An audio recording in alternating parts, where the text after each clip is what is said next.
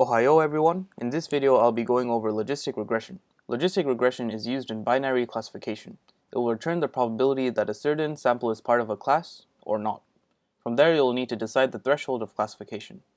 For now we'll say that if the return probability is above 50%, then a sample is part of the given class. Otherwise, it isn't. In order to output probabilities, we'll need to use a function with outputs between 0 and 1. For this we'll use the sigmoid function. F of x is equal to 1 divided by 1 plus e to the power of negative g of x, where g of x is the weighted sum of the sample features, which is simply the dot product of the weights and the features, plus a bias. All we need to do is optimize f of x using some training data, which can be done by optimizing g of x, which can be done by optimizing the weights and the bias. The process for optimizing the weights in logistic regression is the same as optimizing the weights in linear regression. We simply use gradient descent.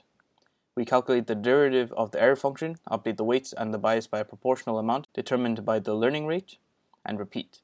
The only difference between logistic regression and linear regression in terms of optimization is the error function used. In linear regression, we use the mean squared error, the true output minus our predicted output squared.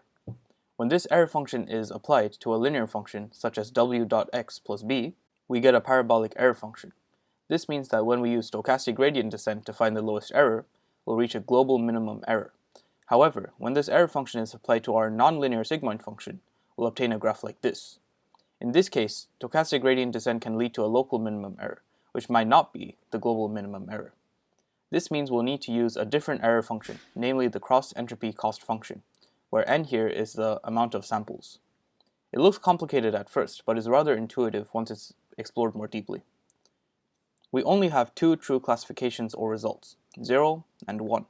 If the true output is 1, then the second part of the equation is eliminated. If it's 0, then the first part gets eliminated. And so in the end, we're technically left with two relatively simple equations. Our next task is to find the derivative of this error function with respect to the weights and the bias. We'll just bus our function into a derivative calculator, clean the results up using a little algebra, end up with the following equations. Now that we have all the required equations, let's walk through the overall process for training a logistic regression model and write out the pseudocode. Our first step is to set up our data into a usable format. This step will vary depending on how your data is stored, but for our purposes we'll just set it up as a list of lists, where each inner list corresponds to the features of a sample, and then convert each inner list into a NumPy array so that they work with NumPy functions. We'll also set up a list to store our true values. Next, we'll initialize an arbitrary set of weights, an arbitrary bias, and a non-arbitrary learning rate. Lastly, we'll set up our optimization step. Here we'll use stochastic gradient descent for several iterations, and update the learning rate with each iteration. This decreases the impact of the error on the weights and bias as we get closer to the optimum weight and bias. And with this, we'll be ready to code. In order to see whether we correctly implemented logistic regression, we'll need a simple classification situation, where we know the answer beforehand.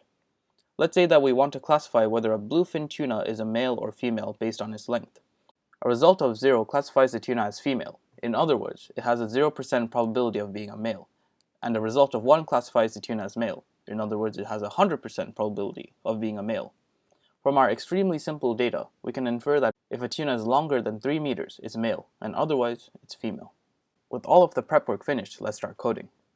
First, we'll import NumPy since we'll need some of its functions. We'll then declare our data and true list. Next, we set our initial weights and bias as an array of zeros and 0 respectively, and set our learning rate. Its magnitude depends on your data, but I'll be using 0.01. Then we simply make a loop for a certain number of iterations, and within that loop, create our stochastic gradient descent loop. For the SGD loop, we first need to calculate the predicted probability using the given features of the sample, then calculate the derivatives of the error with respect to the weights and the bias. Update both using their respective error derivatives, and repeat. And we're done. Now let's test out our code and see if it works. If we say that our tuna has a length of 1 meter, our model will output that it has a 0.017 probability of being a male. If we say that our tuna has a length of 2 meters, then our output says it has a 1% probability of being a male. If we say 3 meters, it has a 45.63% of being a male. If we say 4 meters, it's a 98.3%. And if it's 5 meters, then it has a 99.97% of being a male. So from the test cases we used, albeit the limited amount, we can see that this model works fine. And although we used only one feature per sample, you can extend it to however many features you want and it will still work. Now you should have a decent grasp of logistic regression. If you have any questions or comments, bust them to me in the comments. Otherwise, that's it. Adios, pelolotes.